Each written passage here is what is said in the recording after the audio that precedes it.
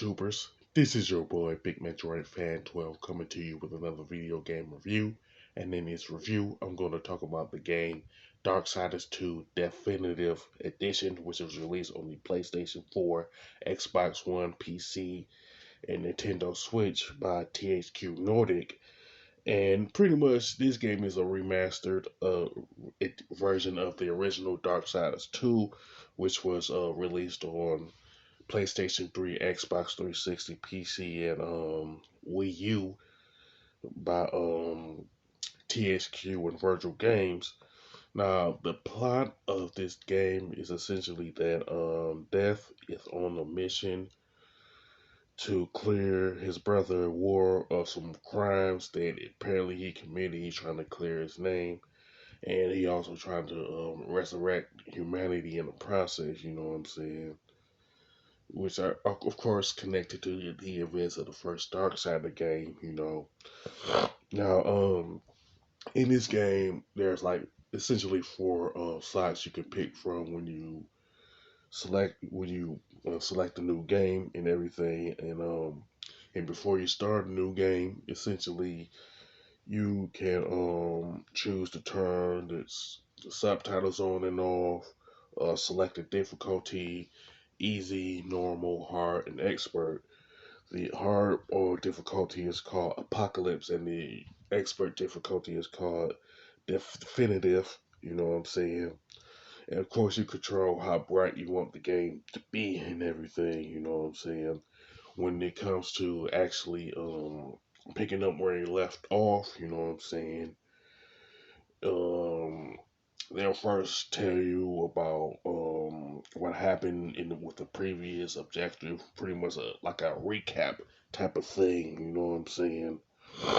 And you go to the actual save profile and pick continue. You also can fiddle around with the options and look at view the credits and everything.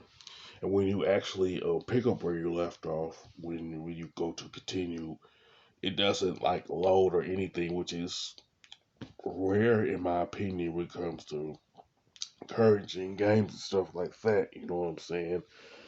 And with options, you can make the usual adjustments within game options, UI options, rather audio options, and video options and everything. Now there are pretty much three acts within Darksiders 2, which each acts with a certain number of missions, like 9 levels, 8 levels, and stuff like that. So the game it has a decent amount of playtime in it. You know what I'm saying? Possibly I don't know, six or 7 hours at least. I'm not the type of person who keep time on how much you go through games like this, but I'm just saying. Now, there's also six as optional missions. There's also 20 side missions and everything. And with the pause menu, you can you'll see resume, options, save, and quick game. You know what I'm saying? But it is worth noting that Darksiders 2 has that auto save feature in it. So when you reach a specific spot, it'll save automatically. But you can also save it in between those auto save spots and everything. So it pausing it anytime you want to does help with the auto saves and stuff. You know. Now essentially, as far as weapons are concerned, Death primary weapons are like different types of size that he use. You know what I'm saying? And he also uses some secondary weapons that he picks up, like say hammers, axes, maces, like different weapons like that. He can also pick up armor and all that, as far as like extra weapons and armors and stuff like that. Death pretty much picks them up off of fallen enemies or some treasure chests and stuff like that. And he also picks up coins to buy like different stuff, whether it's like weapons or armor or anything that Death will use during the course of the game and everything. And the one thing I did notice about Death when he like scale up walls and run on walls, it's pretty similar to how it's done in the Prince of Persia Sands of Time trilogy. I'm guessing that the some of the people who worked on the Sands of Time trilogy worked on this particular game. I don't know if that's true or not, but if that's the case, you can mention it in the comment section of the video and everything. And one thing that I've noticed is that Darksiders 2, it has the RPG element of leveling up. You know what I'm saying? And when you actually level up in this particular game, your health fills back up automatically, and that part of it is pretty rare in any RPG game. You know what I'm saying? Or games that have that particular RPG element. You know what I'm saying? Because when you play games like, say, Pokemon or Final Fantasy, and you level up, your health meter doesn't go automatically back up. You know. Now, as far as the graphics and design are concerned, they are great. You know what I'm saying? It has pretty much terrific color palette. You know what I'm saying? And the one thing I do like about this part of it is because it's pretty much that every place that you go to has this distinct look from the other places that you have visited, you know what I'm saying? And everything just looks spectacular, you know what I'm saying, as far as graphics and design and stuff.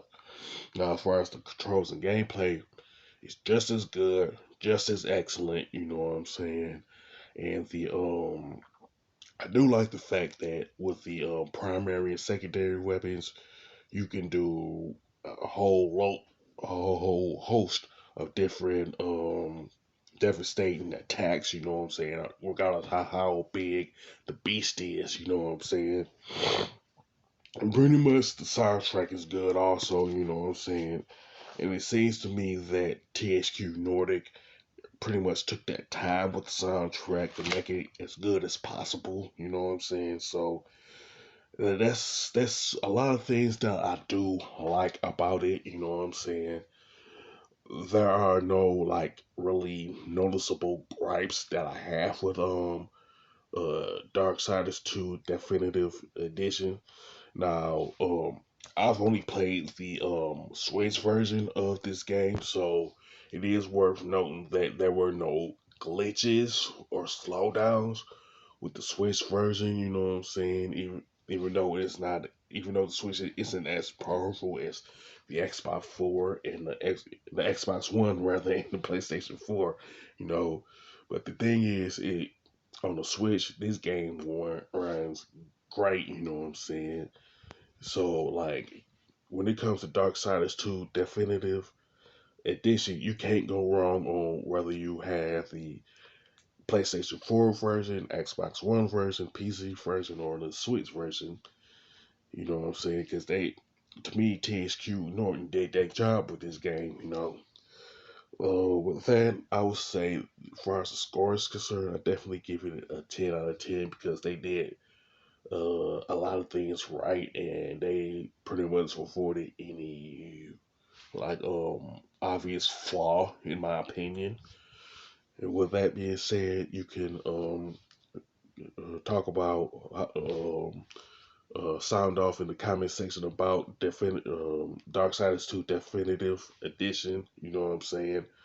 Whether it's the PlayStation 4 version, PC, Xbox One, or Switch version. You can even talk about the original Darksiders 2 if you want to, as far as any like noticeable difference, if there's any at all. You know what I'm saying? With that being said, if you like this video, don't hesitate to click the thumbs up button. Don't forget to subscribe and hit that bell notification button. This is your boy Big Metro Fan 12 signing off.